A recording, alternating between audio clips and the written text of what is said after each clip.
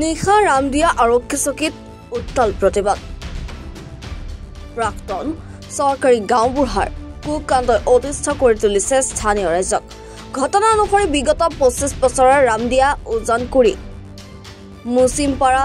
জনসেৱক পুথিভঁৰাল ও সংঘৰ নামত চৰকাৰীভাৱে আমন্ত্ৰিত ভূমিত লগাই থোৱা সাইনবোৰ্ডখন ৰবিবাৰে নিশা কোনো দুৰ্বৃত্তই উঘালি পেলাই থৈ যায় ইয়াৰ পিছতে মঙ্গলবাৰে পুৱাবেলি ৰাইজৰ মাজত ঘটনাক কেন্দ্ৰ কৰি চাঞ্চল্যকৰ সৃষ্টি হয় আনহাতে ঘটনাৰ সন্দৰ্ভত সোমবাৰে সন্ধিয়া উক্ত ঘটনাক লৈ উজানকুৰি মুছিমপাৰা জনসেৱক পুথিভঁৰালত ৰাজহুৱা বিচাৰ প্ৰক্ৰিয়া আৰম্ভ হয় বিচাৰৰ অন্তত সোমবাৰে সন্ধিয়া 7মান বজাত সেই একে স্থানতে ৰাইজে পুনৰ সাইনবোৰ্ডখন লগাবলৈ লয় লগতে ঘটনাৰ লগত জড়িত অভিযুক্তক চিনাক্ত কৰি ৰাইজে প্ৰাক্তন গাঁওবুঢ়া আব্দুল আলী আৰু ভতিজাক ৰবিজুল আলীক সোধপোছ কৰিবলৈ যায় অভিযোগ অনুসৰি সেই সময়তে ৰবিজুল আলীয়ে উত্তেজিত হৈ ৰাইজলৈ বুলি শিলগুটি নিক্ষেপ কৰে যাৰ ফলত ঘটনাস্থলীত 3জনকৈ লোক গুৰুতৰভাৱে আঘাতপ্ৰাপ্ত হয় আঘাতপ্ৰাপ্ত লোক 3জন বুবুল আলী নুৰ ইছলাম আলী আৰু সাইদুল ইছলামক ততাতৈয়াকৈ হাজু বিস্তুৰাম মেধি চিকিৎসালয়ত চিকিৎসা প্ৰদান কৰা হয় আনহাতে অভিযুক্ত লোক 2জন ক্ৰমে আব্দুল আলী আৰু ৰবিজুল আলীয়ে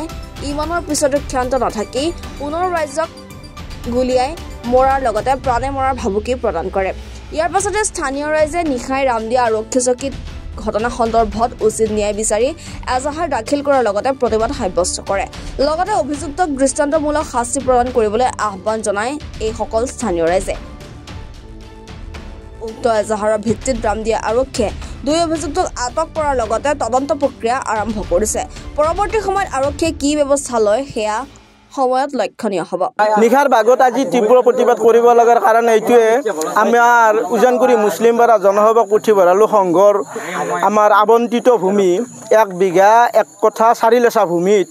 আজি আমি প্ৰায় 25 বছৰ আগতে আমি চৰকাৰৰ ফালৰ পৰা আবণ্টন পাইছিলোঁ সেই ভূমিখিনিত এই নুৰজামাল আলী গাঁওবুঢ়া আব্দুল গাঁওবুঢ়া ৰবিজুল ইহঁতৰ মানে পৰিয়ালে বেদখল কৰি থৈ দিছে গতিকে আমি বেদখল মুক্তিৰ কাৰণে আজি 7 বছৰৰ পৰা যুঁজি আহিছোঁ আইনগতভাৱে যুঁজি আহিছোঁ এই যোৱা মাহৰ ক্ষেত্ৰত SDC 3বাৰ পৰ্যন্ত আহি গৈছে তাৰপিছত এতিয়া চিভিল কেছ চলি আছে তাৰপিছত আমাৰ আজি এমাহমান আগত আমাৰ তাত চালি বনোৱা আছিল সংঘৰ ফালৰ পৰা সাইনবোৰ্ড লগোৱা আছিল গোটেই বেৰ দিয়া আছিল গোটেই ভাঙি চিঙি লণ্ড ভণ্ড কৰি দিয়ে আমি আৰক্ষী চকীত কেছ দিছোঁ সেই কেছটোতো তেওঁলোকে আৰক্ষীয়ে নিজে গৈ আৰক্ষী মহোদয়ে উপস্থিত হৈ তাত চাইছে গোটেইখিনি বস্তু ফটোগ্ৰাফ কৰি লৈ আহিছে কিন্তু আজি যোৱাকালিও আমাৰ যিখন সাইনবোৰ্ড সেই সাইনবোৰ্ডখন এই ৰবিজুল আলী আৰু আব্দুল আলীয়ে তেখেত গাঁওবুঢ়া হয় এক্স গাঁওবুঢ়া তেওঁ মানে ৰাতি কেতিয়া উঘালি দিছে আমি নাজানো ৰাতি উঘালি পেলাইছে আজি আকৌ গধূলি 7মান বজাত আমি ৰাইজৰ তৰফৰ পৰা সোধপোছ কৰিবলৈ গ'লো কিয় উঘালিলে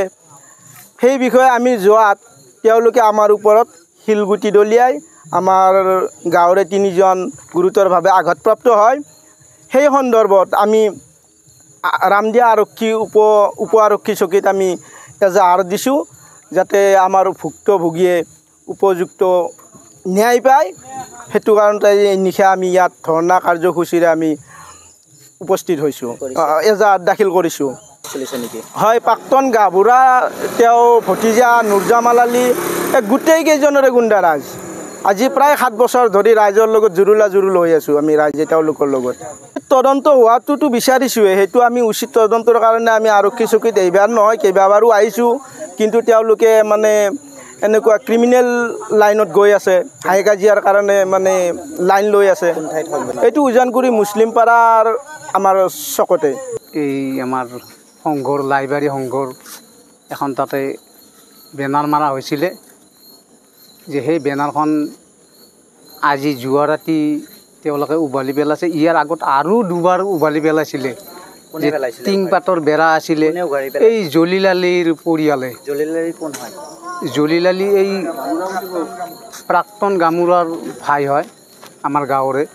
উজানকুৰি মুছলিমপাৰাৰ প্লাটৰ সেই প্ৰাক্তন গাঁওবুঢ়াই সেই সাইনবোৰ্ডখন উঘলি পেলাইছে যে আমি জানিব পাৰিলোঁ যে তাৰপিছত আমি ৰাইজৰ পৰা মানুহ গৈ সেইখন মানে কোনে উভালিছে যে কিয় উভালিছে তেনেকুৱা মানে এটা কথাত তেওঁৰ ঘৰত তেওঁক সুধিব যাওঁতে গৈ পোৱাই নাই দুৱাৰ মুখতে পোৱাৰ লগে লগে ভিতৰৰ পৰা ৩-৪জনে শিলগুটি দলিয়াই আমাৰ ৩-৪জনমান মানুহ আঘাতপ্ৰাপ্ত কৰিছে। সেই সংক্ৰান্তত আমি এতিয়া আইনৰ ওচৰত আহিছোঁ। ইয়াত এখেতসকলে থানাত কি কৰি দিয়ে আমি সেই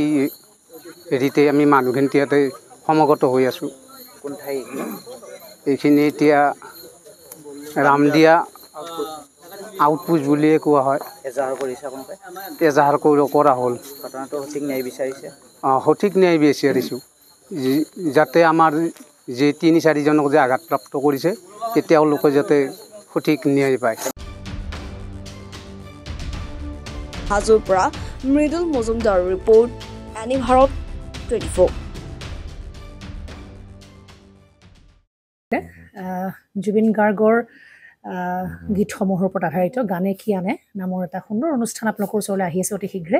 অহা 15 আগষ্টৰ পৰা ধেমাজিৰ পৰা প্ৰথম অডিশ্যন আৰম্ভ হ'ব আৰু সেই অডিশ্যনৰ যোগেদি বিভিন্ন কণ্ঠশিল্পীসকলে যিসকলে এই অনুষ্ঠানত যোগদান কৰিব বিচাৰে তেওঁলোকে এই অডিশ্যনৰ যোগেদি আগবাঢ়ি আহক আৰু